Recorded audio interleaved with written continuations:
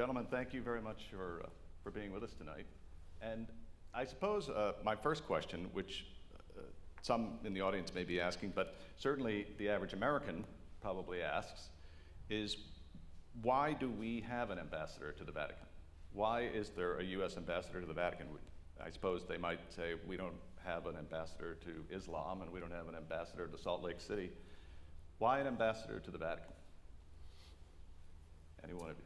Well, because the Vatican, it's really the Holy See, which is a sovereign nation. It's a sovereign state. Fulfills all the indices of sovereignty. As a head of state who happens to also be the head of the Universal Catholic Church, which has a broad reach, is in communion with 1.5 billion people throughout the world. It has diplomatic relations with 170 plus countries. And it's important, as you have said, Father, an important moral force in the world. Yeah, I would add that it's oftentimes said that this is one of the posts that has ears and eyes in every corner of the world, and I think that the relationship between the United States and the Holy See has had many advantageous aspects over the years, and certainly the fact that the Catholic Church is an institution comprised of so many different sub-institutions right. in terms of education, in terms of healthcare, in terms of humanitarian assistance. This soft power is really a powerful soft power because it can really combine with any nation, but certainly with the United States to advance the common good and common interests on behalf of the entire human family. Beyond the fact, of course, that the Holy See has been doing diplomacy longer than any modern nation state, really, in terms of its rich history, going back to the Council of Chalcedon in 451. So. From another point of view, if you were in the embassy to Belgium, you would be dealing with American-Belgian issues, Belgian local issues. What we dealt with the Holy See, in the morning it would be Syria and maybe Holy Land peace. And then you'd be called in the afternoon to talk about the situation in Congo or Venezuela. As Miguel and Jim said, the Holy See has its fingers on the world and the globe, and we as an American nation want to be associated with both the moral good that they offer, but also the knowledge that they have. And they do have a lot of knowledge. So the answer is that the Holy See occupies a position in international life that's almost unique. It is. And recognized so in international law. Very much so. Mm-hmm. Now, you're also, all three of you, faithful Catholics. And this is also kind of unique in diplomacy, right? You're representing the United States of America to the Holy See, whose head is the head of your church, right? Was there ever any tension in navigating that space? No, I didn't have any. Your job there is to represent the President of the United States and the people of the United States to this sovereign country, which happens to be called the Holy See, whose principal business is the Catholic Church in the world. And in fact, I remember once being up in Venice with then Archbishop Foley, John Foley, who became a cardinal. And we were talking to a YPO group, Young Presidents Organization, and we both had, a little talk we gave and then opened it up to questions for these type A business executives from around the world, and the hands all shot up. And the immediate question to me was, Ambassador Nicholson, what are you doing about these priestly scandals in the Catholic Church? And I said, I'm not doing anything about those scandals. But I said, we have with us here the then director of the dicastery for social communications for the Holy See, and he could probably address that question. He's Foley said to me, well, thanks a lot, Ambassador. He said, I will remember never to seek asylum in your embassy. And then he went on to address that because that was appropriate. He was a minister of that sovereignty, but I wasn't. Right. It was an interior matter at that level. Yeah, and I thought. Oh, Go ahead. No, I just want to echo that. I agree 100%, and I think part of the need is to educate the general public in terms of what the U.S. ambassador to the Holy See does, which is to represent U.S. foreign policy, like any other American ambassador to any accredited state in terms of the representation. But I had some thoughts and some worries because I came from particularly the first U.S. ambassador to the Holy See, who was a theologian, and so my profession was literally to do theology, and so I oftentimes had to engage in these kinds of conversations and say, well, look, I set my theological hat aside when I became U.S. ambassador, and I'm here to represent U.S. foreign policy and to try to align the concerns, the issues, and common interests that the Holy See brings to the table with those that we bring to the table as a country, but that does not have to do with the specifically aligning doctrine, whether it's Catholic doctrine or any other type of perspective. That said, I think it is helpful to understand, the fact that all of us have been Catholic. I think it is helpful. It helps to carve a certain relationship once you're there. And I think that's a very important point. The bureaucracy, or what's called the curia of the Holy See, is very unique. And when I first arrived, I went around to see the associated ambassadors, and the British ambassador said to me, after I asked him, well, how does one do business here? And he said, Ken, it's not transactional, it's relational. You've got to build the relations. And in that same week that I was meeting that ambassador, just 3 weeks beforehand, this gets to your point about where you run into some difficulty. President Obama had announced the Red Line in Syria. And the Pope on September 8th had called people to the streets around the world to pray for peace.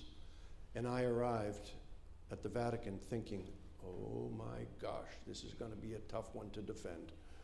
But you lay out the positions of our government as clearly as you can, and you be straightforward and truthful, and they're professionals and accept things in a normal way. Now, to your point about the advice you were given that that business there is not transactional but relational, what were the other big surprises for you when you arrived there about how Rome and the Holy See work? By the power of the Holy Spirit. Yeah. At times. Right. It's really a complicated bureaucracy to get to know. There are no manuals. Nobody sits you down and says, now, this is the person you talk to about this, and that's the person you talk to about that. You've just got to go and build the relations with a variety of people. I had an advantage in that with Catholic Relief Services, I had long-standing relationships with people in the Vatican. But still, there was so much to understand and know and appreciate in the dynamics of which office worked or talked to another one or did not talk to another one. And you had to work through all of that because on our plate were a myriad of issues, as I say, from Syria to Middle East peace to Venezuela to Cuba, et cetera, et cetera. So that was a surprise to me. I thought I knew something, and I really was quite ignorant about it. You know, and there's a different culture, right? And so, right away, one of the expressions that Italians use all the time is they use as a way to value things. Something is either la vita è bella or la vita è brutta. Something is beautiful or ugly. Vis-a-vis the Anglo-Saxon mentality, which tends to be much more moralistic, legalistic, structured. So things get done, but things don't get done exactly as we would like them to get done. And so it's amazing how, because we're so focused on structure, on linear sequence, and you walk into a meeting and is there an agenda? Yeah, exactly right. and so, but it's a very different culture, and so incarnating that and understanding that culture is also an experience for a lifetime, because it does, it helps any individual to be exposed to a different kind of culture. And the church is Catholic with a little c and with a big C, but with the little c is universal. It really draws from different cultures, and so we cannot always expect that our particular ways of doing things and thinking and being are the ways that others think, do, and in the world. And so, One of my biggest surprises was that, you think of the church as being very hierarchical and very pyramidal and a chain of command, and you get over there and you realize that that is not the case. I mean, the Pope clearly is up here, but they call the ministries, the dicasteries, they have great autonomy. And I've had some experience working at fairly senior level in the U.S. government, and the White House has a chief of staff who coordinates the cabinet agencies, and they don't have that. They don't do that. And so you might have a problem, which we all did. I had a very big problem when President Bush decided that we were going to attack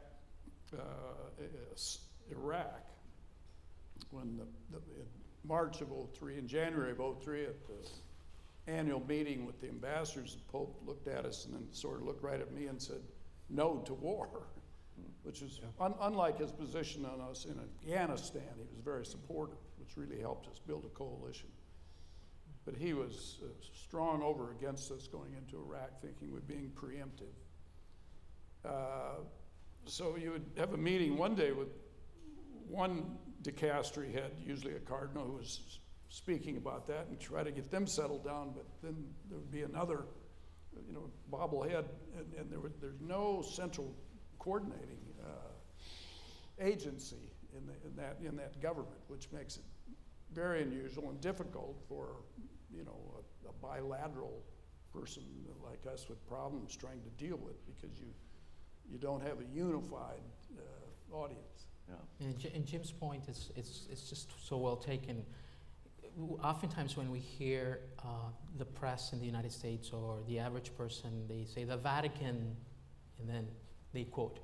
But in fact, the Vatican is such a vast, the congregations, the councils, all these different organizations, and so it's not really as monolithic as we sometimes paint it and portray it to be. And so I think that's one of the things that just the hands-on experience, that in fact there is a lot that goes on there with many different perspectives that until you engage. That's why I think this relational piece is one-on-one. It's amazing what some people will say to you around dinner conversation in closed doors that they wouldn't say in public, but that's the way it is. The other misnomer, I think, is when people talk about the Vatican. The Vatican is less than 400 people. They are terribly overworked, quite brilliant people, but the offices are small. And the portfolios that they cover, for instance, there'll be an office in the Secretary of State which will cover East Africa, 19 countries, and another that will cover West Africa, 20 countries. I mean, they're just stretched to the limit, and that was kind of a unique element that I found as well, that they worked hard, even though I think it was Pope John the 23rd, when asked in the elevator, how many people work in the Vatican, he said about half. Right. But that's not true. I found they worked quite hard. Yeah. And I mean, Ambassador Diaz, to your point, like there is there's the power that you have on paper, like canon law says the Pope has supreme universal authority across the church, which he may exercise unhindered at any time. But at any given time, the power that he actually has to make a change is limited. Like it is We're for seeing that now, for right? any leader, right? Yeah. And so talking about the politics of it, because I imagine that there's always a negotiation in diplomacy, and Ambassador Nicholson, as you said, you had to represent a position that the Holy Father, the Holy See was opposed to. And actually each of you have in different ways, right? Because you each had to represent public policy positions that the Vatican was in some way opposed to. Do you kind of agree that, you know, the stuff we disagree on, and we're going to work on the stuff that we agree on? Or is there a kind of perpetual give and take about the stuff where there's a disagreement? That's a good question, and probably each situation is Different. uniquely different. But in that case, where he was very opposed, and thus virtually all of his team were opposed to us going into Iraq. There were demonstrations in Rome, and I put on a great number of conferences and brought distinguished Americans, some who were very good friends of the Pope, over to try to give our side of the story and get it in the Italian press, and of course L'Osservatore Romano as well, and they covered it. But I will say, in spite of that very stark difference, there was a great amount of alignment among my president, who was President Bush, and the Pope. And President Bush came there 3 times to see the Pope, had great admiration for the Pope, and he used to call me Jimmy, and call me on occasion and say, "Jimmy, can you get the Pope in line, because we're really trying to get both resolutions out of the UN and get people to go in there with us." As you know, General Mattis said in a book he's just written about coalitions. He said, if you're going to go to a gunfight, ask your friends to go with you who have guns. And so we're trying to get many of the West European countries who had been with us in Afghanistan. But many of them were very deferential to the Pope, I think illustrating his moral authority.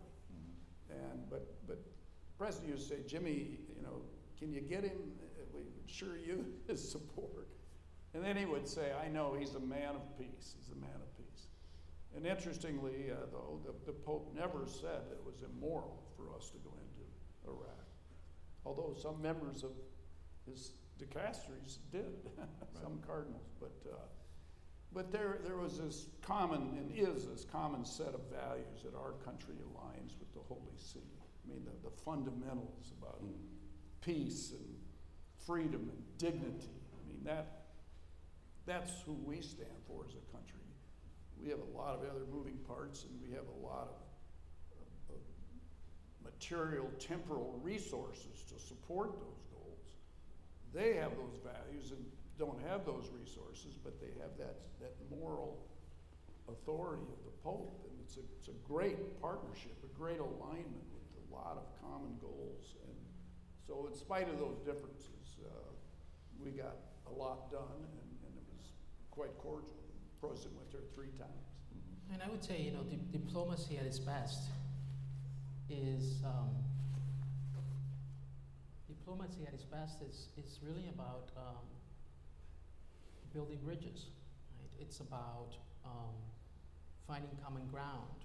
It's about making prudential judgments, and so it's there's also tremendous practicality to the art of diplomacy, because in the giving, in the taking, one is not always going to have 100% of exposition, and so I think the church understands that and deals with the complexity of any given government and its issues. That's why oftentimes, well, why does the Pope, talk to blank, blank, blank, or have relations with? In fact, this was a little different for Ken, but when I first arrived, I thought it was someone was trying to play a joke on me, and I thought it was God. But it's as a Cuban American, the Cuban ambassador was sitting to one side, and the Iranian ambassador was sitting to the other side.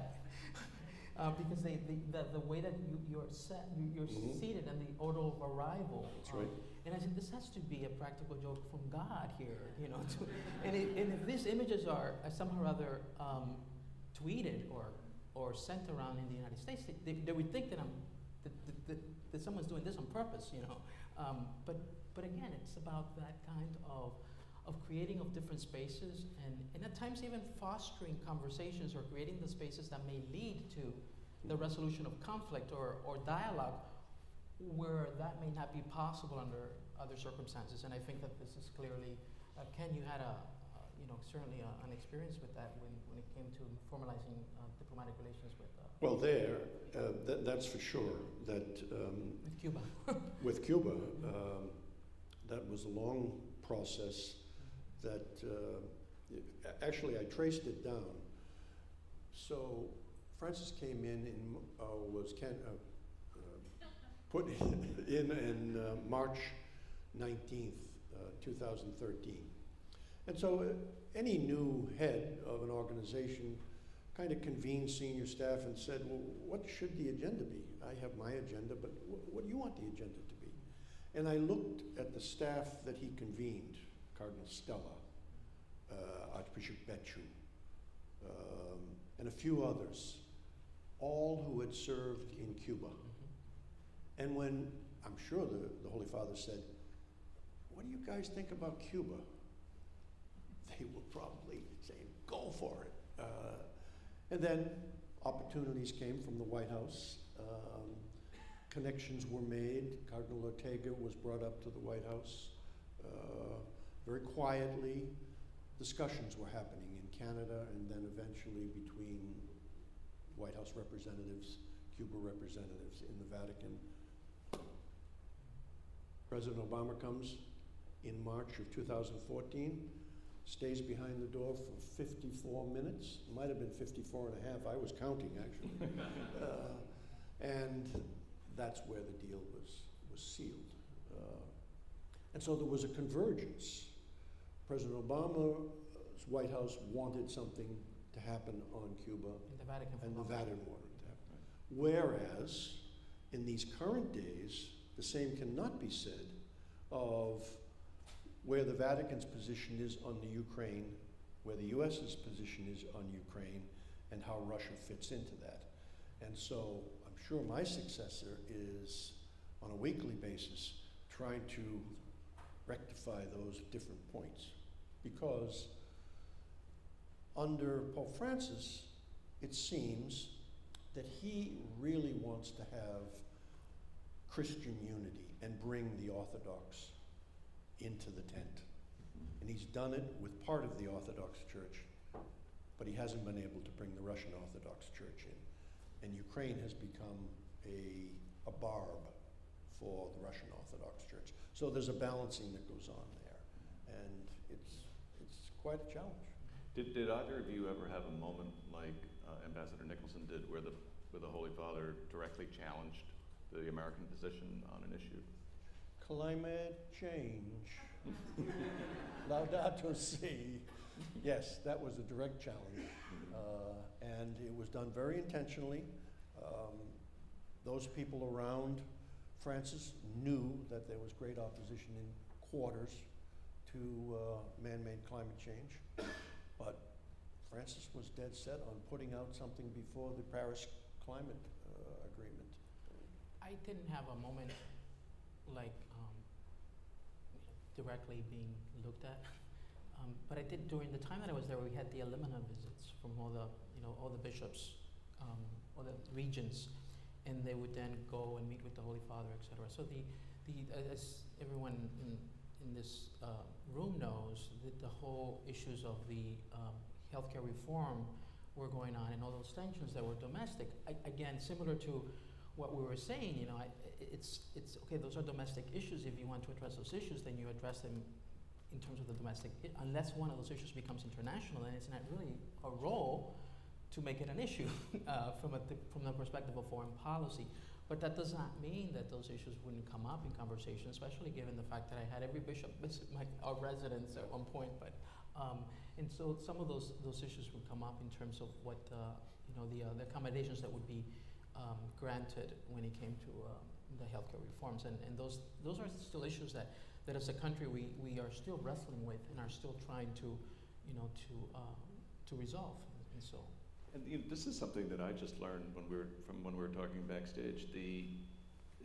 So the bishops have to go to Rome and visit the Roman Curia and the Holy See and visit with the Holy Father every certain number of years to report on what's going on in their dioceses, and they're called ad limina visits.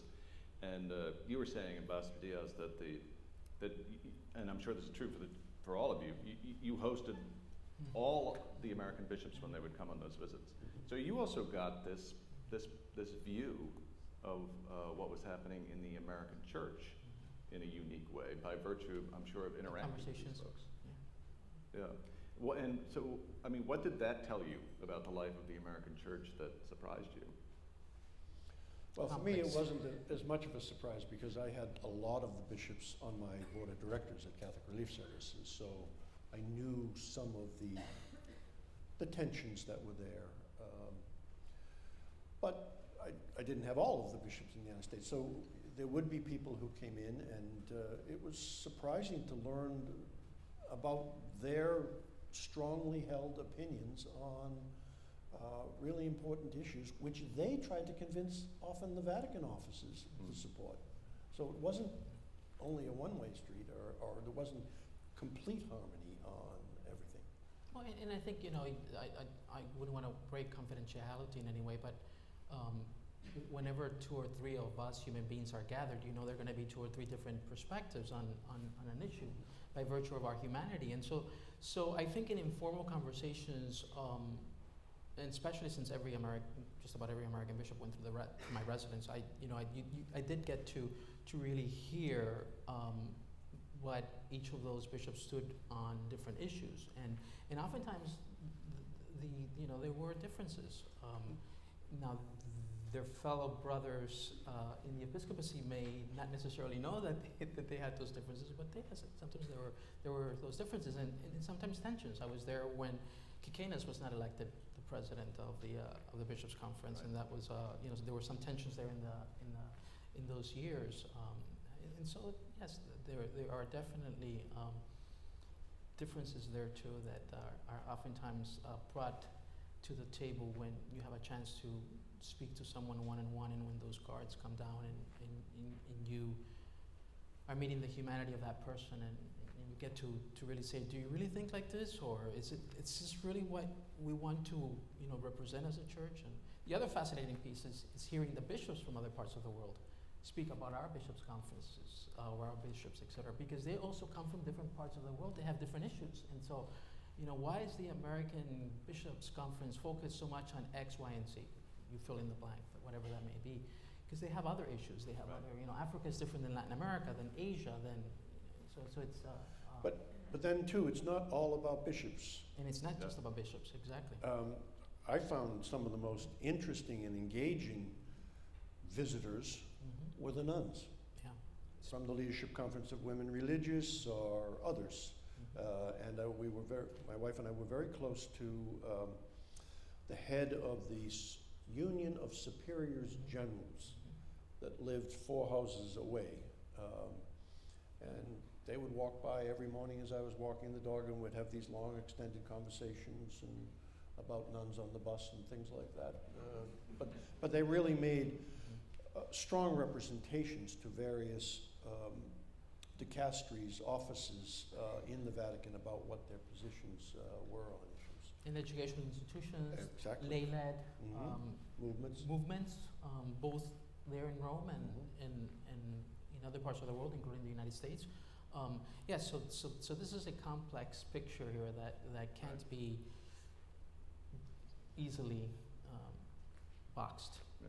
Did you have a similar experience, Ambassador Nicholson, in learning from the people who visited? In 2004, it was ad limina. It's called the ad limina apostolorum. All the bishops around the world are supposed to come and visit the Pope every 5 years.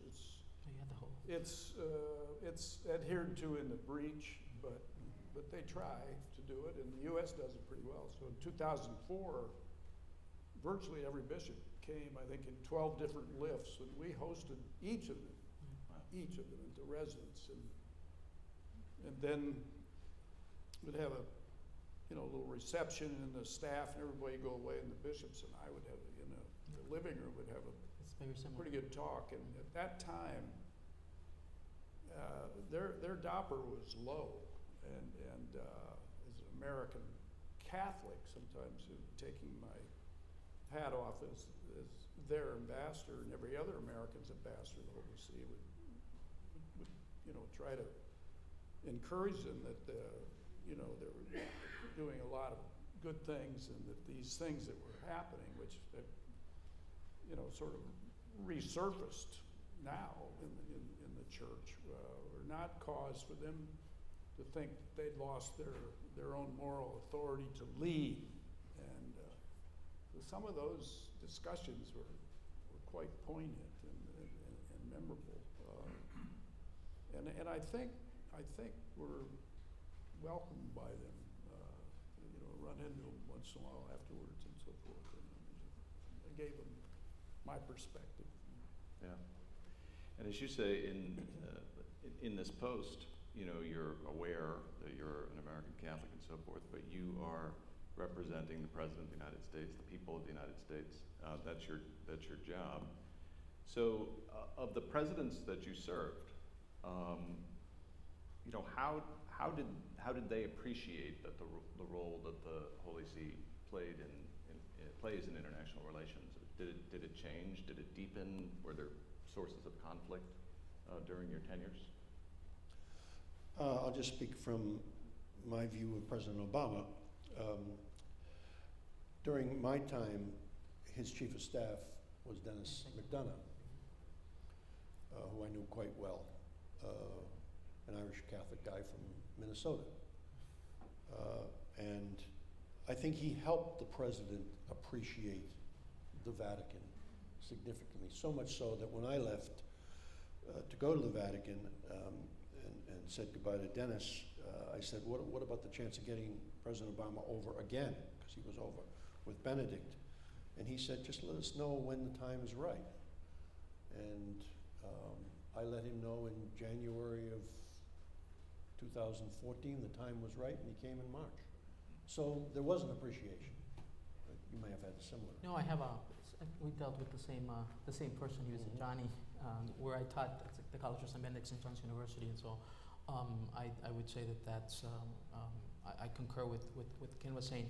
The other thing too is that, but this was more of a, if you want to call it selfish reason. I really believe that that religion can be a force for good in the world, and that religious ideas and the religious leaders can be engaged in a way that can bring about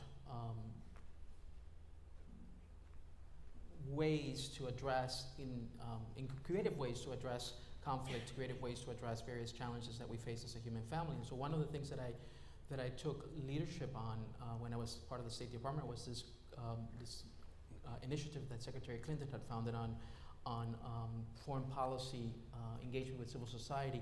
And one of those groups was with religious leaders. And so I was very, very passionate about trying to get our State Department officials to have greater literacy and greater education when it came to religion in society.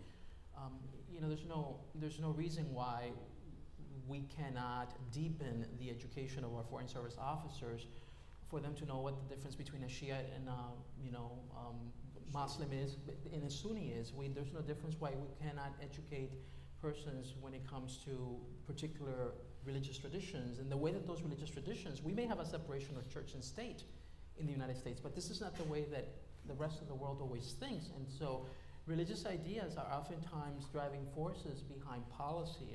During the time that I was there, that the Chicago Council for Global Affairs brought out the report on religious engagement for the sake of foreign policy, and I led a discussion with the with all the diplomats in Rome, and it was interesting because a number of countries were kind of like trying to replicate what we were trying to do here in the States, and so I think it's a growing process. I don't think we're there yet.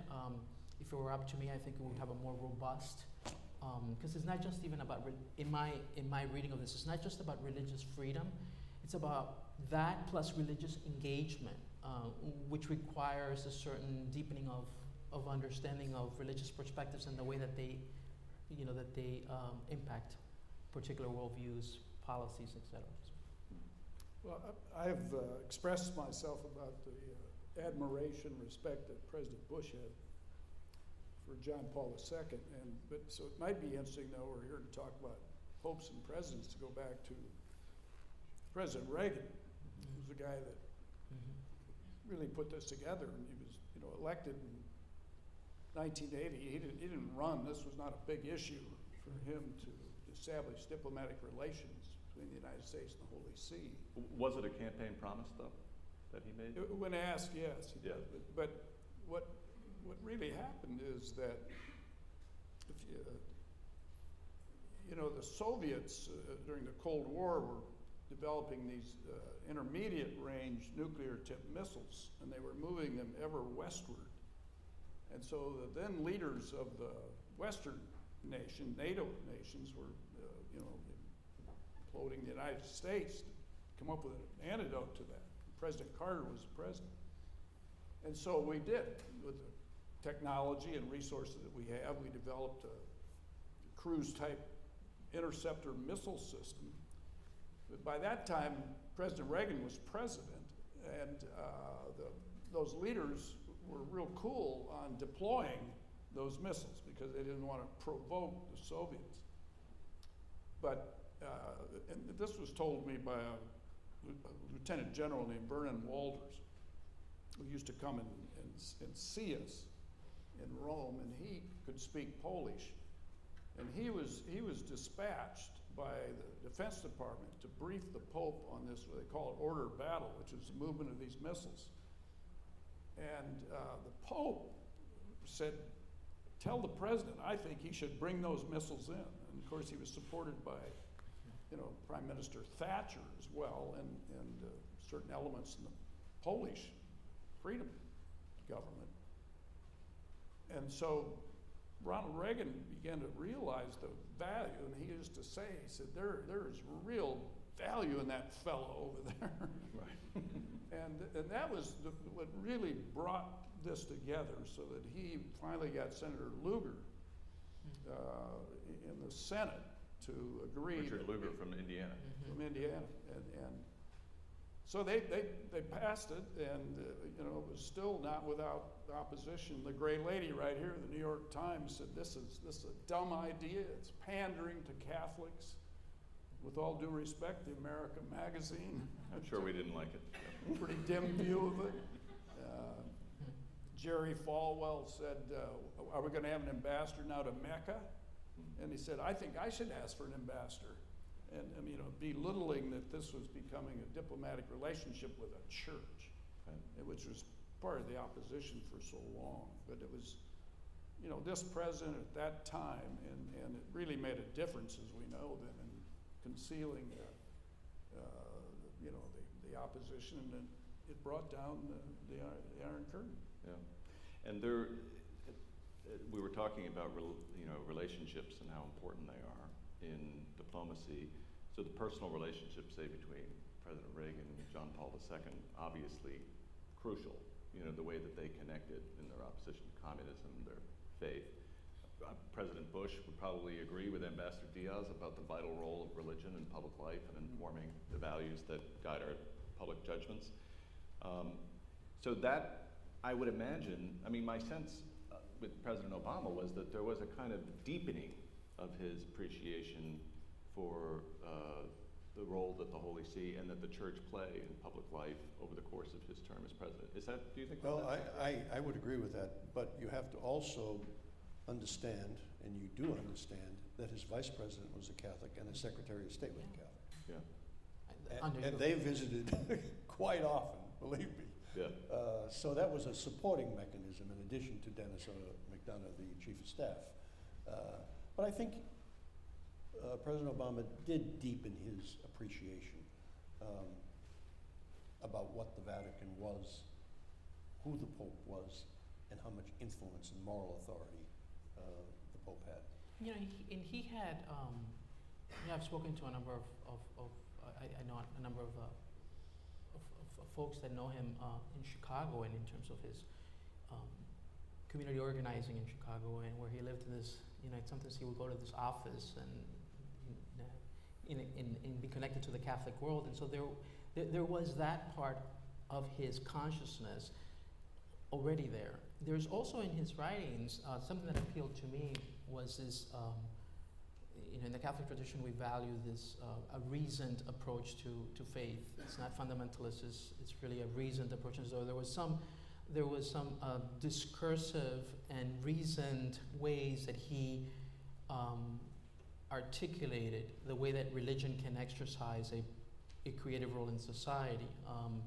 And so those were things that personally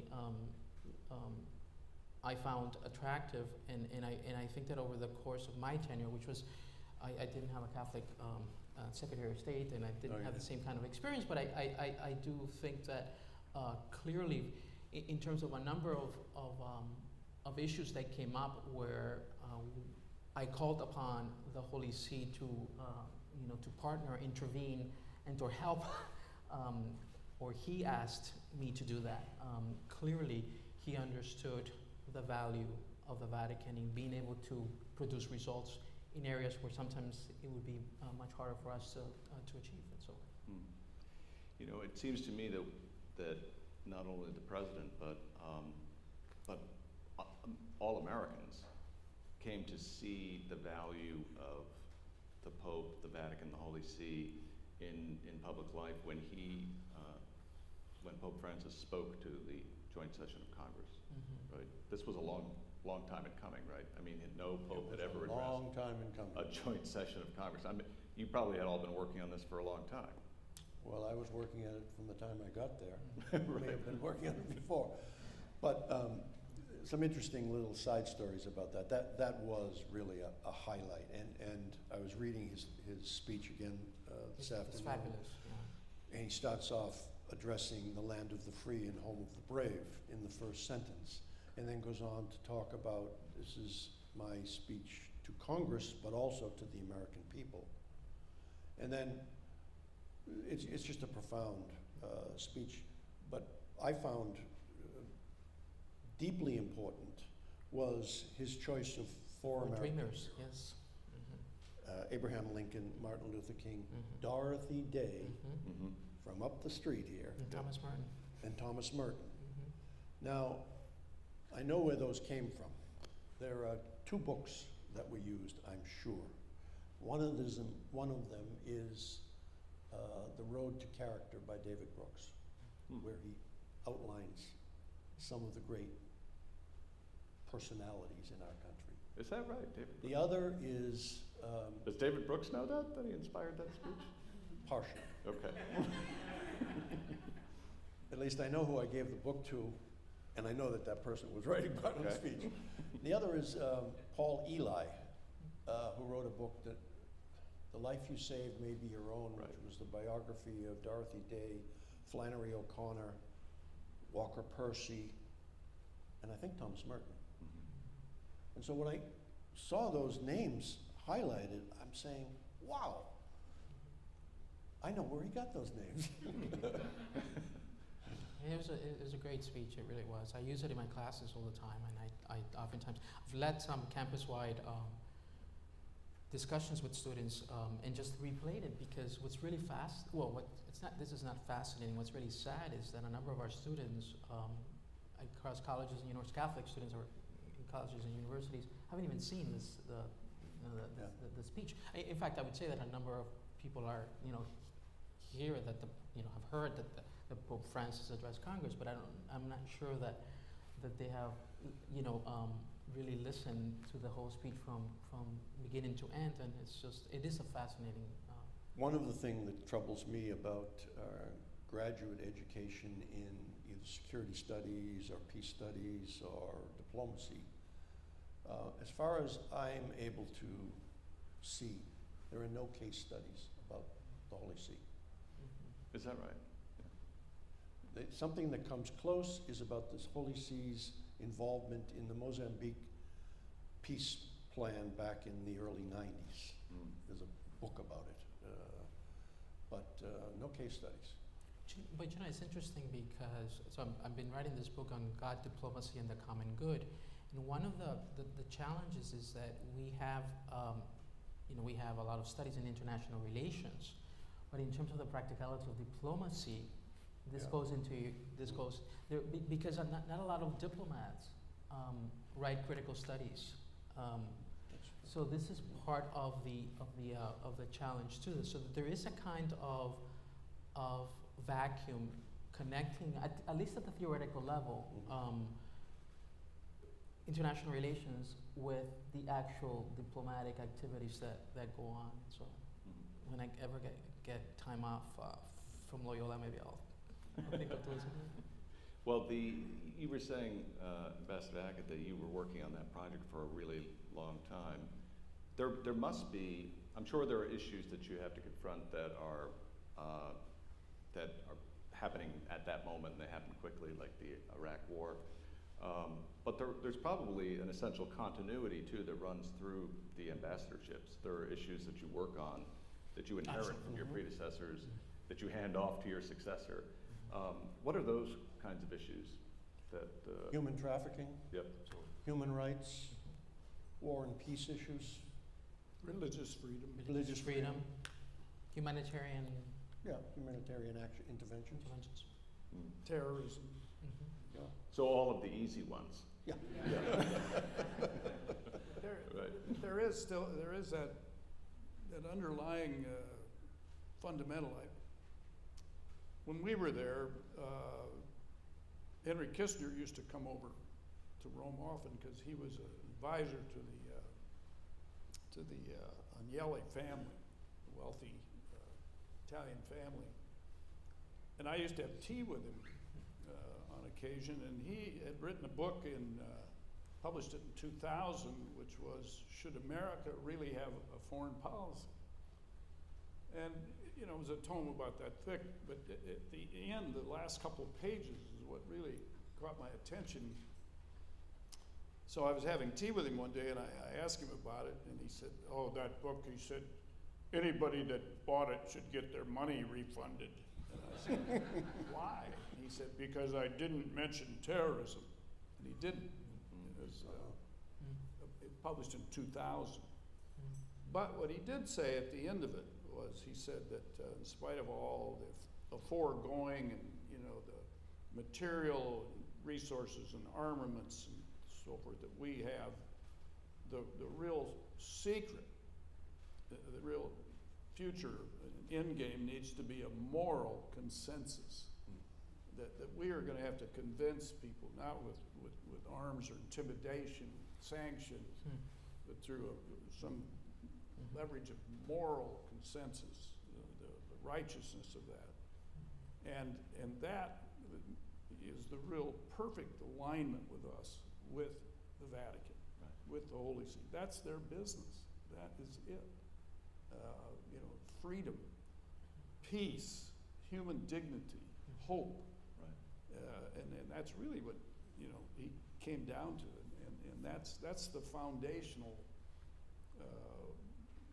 mission that we have, I think, representing this country and these presidents. I mean, they all buy that. There are all these differences, of course, ideologically and so forth. But the fundamentals really line up. We have some time for some questions or comments from the audience, and while they're getting the microphones ready over here, just a quick question, we'll just go down the line. What's the best part of the job and the worst part of the job as ambassador to the Holy See? Well, from my assessment, the best part of the job was, as I said much earlier, at 9 o'clock you're dealing with Syria, at 10:30 you're on to Middle East peace, in the afternoon you're dealing with Congo, Cuba, and Venezuela, and that myriad of global issues around moral and peace principles was something I enjoyed tremendously. What I did not enjoy as much were two things. I had to live, as Miguel did, and I think Jim did too, in a security bubble. Mm. I had security guards with me as soon as I stepped outside the gate, as I was walking the dog for his business in the morning. I couldn't play tennis without security guards being outside the tennis courts, on the golf course. That was one thing I didn't enjoy at all. And the other thing was the endless receptions and national days, and it was expected that the American ambassadors show up to every single one. So I took the counsel of the French ambassador, and who said to me, Ken, you know about planes, touch and go? You don't stay at the reception. That was so difficult for me.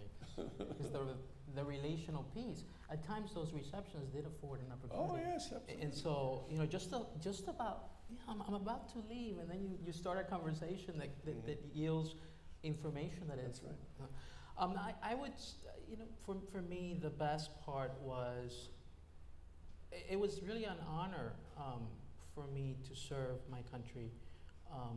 The platform that the U.S. Embassy to the Holy See provided in terms of the opportunity to serve for something that I've always been passionate about, issues of human rights, issues of human dignity, issues of care, for those around us, the least of our brothers and sisters, immigrants, etc. That provided for me the opportunity to do that with an amazing set of resources, a platform and a tremendous embassy staff that were just brilliant and really thoroughly professional. I think the other side of that was,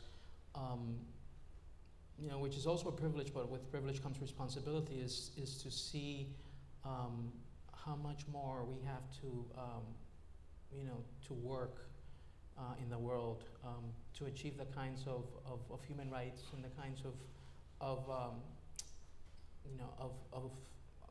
just benefits that we take for granted. Just here in this country, in terms of waking up and there are people that don't know they're going to be alive at the end of the day, and to hear those stories and to hear that kind of human of those stories of those human lives under threat of literally extinction in terms of their personal lives was at times hard, and so I think that's the Ambassador Nicholson, the best, worst part of that? The best part to me was I used to say I practiced moral diplomacy as the U.S. I didn't have to worry about balance of payments, trade accounts, lost passports, and really concentrate on things that to me were really important and did. Trafficking in people, food, starvation, HIV, AIDS in Africa, religious freedom, and terrorism. There wasn't much about it that I didn't like, so a little difficult to answer that question, but all these things that became important to me in my work are not things that you could wave a wand and fix, and the biggest frustration to me was in the food, starvation area where I got to know a lot about, which I can't be an expert on, but every day, then at least, about 25,000 people die of starvation and malnutrition. And I grew up in Iowa, farm boy, sort of, and very interested in food and know a fair amount about food technology and GMOs, which is very controversial in our country and in Europe. And I used to meet with food ministers in Europe, including and they were hard over against it. But it was and is a way to feed these people who are dying for lack of food. And no one yet has had a reportable case of the hiccups from eating. Yet there's this resistance to this technology that is there. And I didn't, while I drugged the Vatican to the issue, and I got the Pontifical Academy of Science to do a study on it, and they opined to the Pope that, quote, we find nothing harmful in this technology. they didn't really get behind it with the moral force that I thought they should. I think we have a question or two here. Do we? I would imagine also that one of the frustrations might be that your terms are relatively short, 3, maybe 4 years, and so as soon as you really feel like you got your head around the job, you're done. Is that true? Well, particularly in the relationship element, you know, Yeah. now you've worked with this individual and you've gotten through Right. the difficulties, and you're being told, well, you're leaving in 6 months. You know, the other thing too is that there is a turnover in terms of the embassy staff. Yeah. For some foreign service officers, they're just there for a couple of years, and so I mean, we're talking about also building relationships internally within the embassy staff, because the State Department rotates these foreign service officers a number of them every 2 years. I don't know how long was Yeah, your that- DCM there, but I had two. I had Julieta Noyes, Yes. who became an ambassador, and Maria Mesquita. Yeah. Okay. But people turn over at the Vatican. Oh yes. Yeah. Maybe not as often as the Pope would like. Yes. Hi. This question is particularly to Ambassador Hackett. My name is Teresa Hanley, and I am a current foundation board member of CRS. And I noticed that you mentioned that one of the most fascinating people you met during your time at the Holy See were the nuns. As a board member of CRS, I have to admit that the nuns are not only our boots on the ground, but they are really one of the most powerful and instrumental people in creating change and making things happen in these developing countries. My question to you is, during your time at the Holy See, did you see any increase or any improvement in the influence of these nuns? And do you see any changes, and where do you see it, where it's going now in the near future? How these nuns can make a substantial difference and make change? Well, thank you for serving on CRS's board. Yes, I saw a significant difference. In fact, there was one afternoon, the leadership group from the Leadership Conference of Women Religious came to Rome, and then I invited them up to the residence for some tea and coffee. And the head of the delegation asked me if they could use my computer. Now, the ambassador's computer is not supposed to be used by other people, but I said, this is a nun, I guess I can let her use the computer. I learned 2 weeks later that what she was doing is going back and forth by email with the United States and the rest of the leadership group to see if a resolution worked for them that they would present to the Holy Father, which indeed they presented that resolution, and I think it had a significant impact. The resolution itself, not all the background work, which continues today. The Leadership Conference of Women Superiors, which is a grouping of about 5,000 women superiors, meet every 3 years in Rome. And when they come to town, get out of the way, because they get things done, and they're making substantive changes. In the appointment of women in the Curia, that's happening, little by little, but it's happening. So there are things, Pope Francis is not afraid of that issue.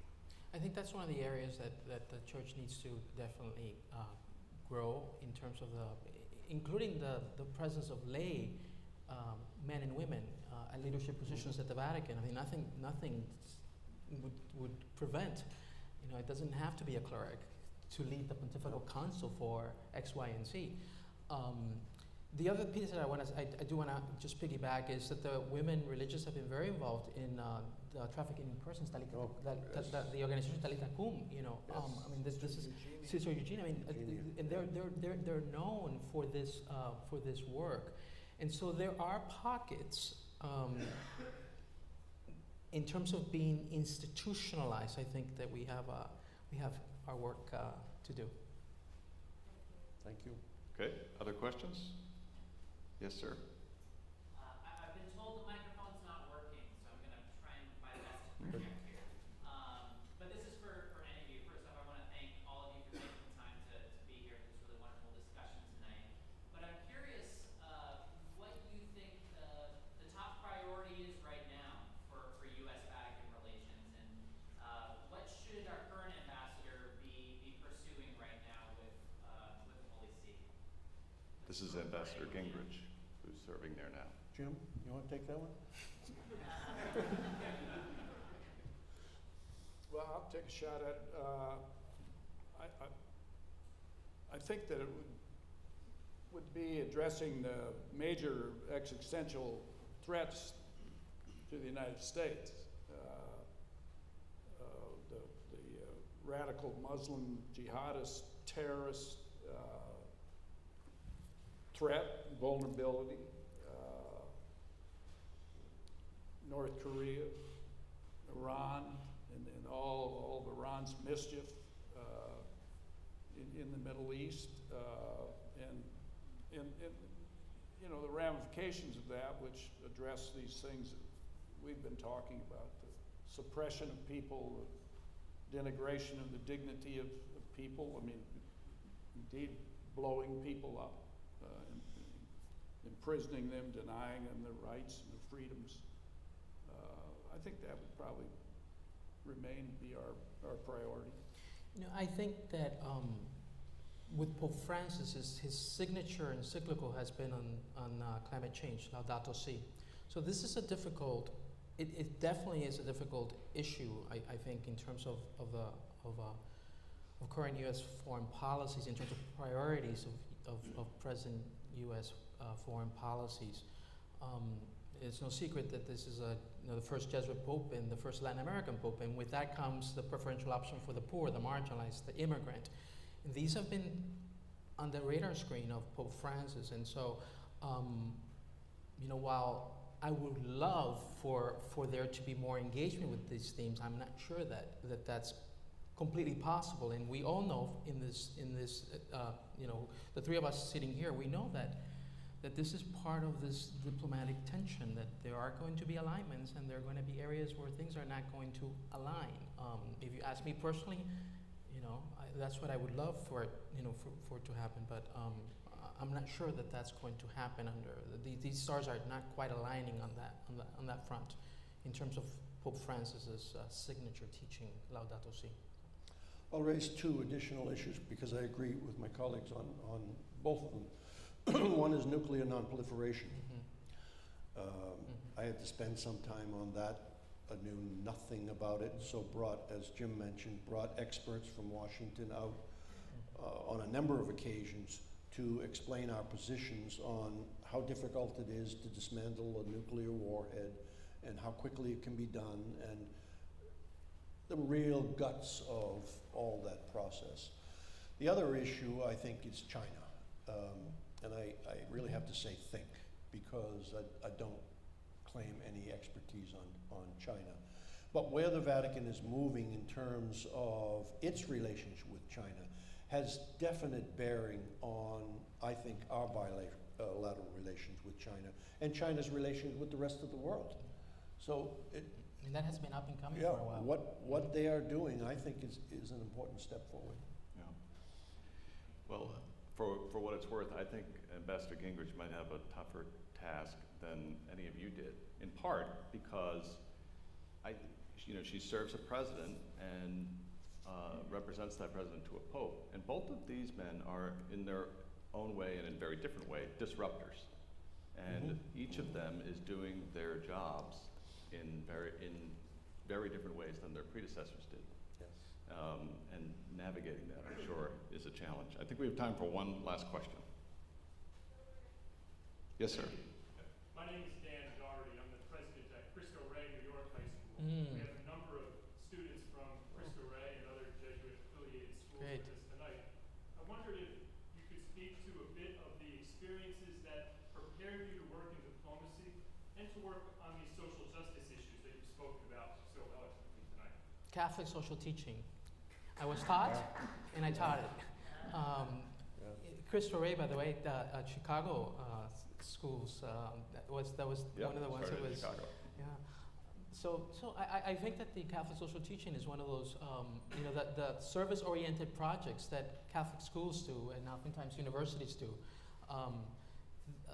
But I'll just say one thing, and then I'll let my colleagues offer some other thoughts. When I became an ambassador, you do the rounds at the State Department, and I remember it was sort of like every time I went around offices, people were like, I'm Catholic, and they would say these different things. And then one of my best meetings occurred with one of our former ambassadors, Ambassador Luis Sidevaca, who was kind enough to tell me, Ambassador Diaz, one of the things that has left the greatest impact and why I became a diplomat and why I love diplomacy was Catholic social teaching. And so the best kept secret has been said, but I think that's one of the areas that I would say to the students, continue to learn it. Gentlemen, thank you for your service to our country. Very welcome.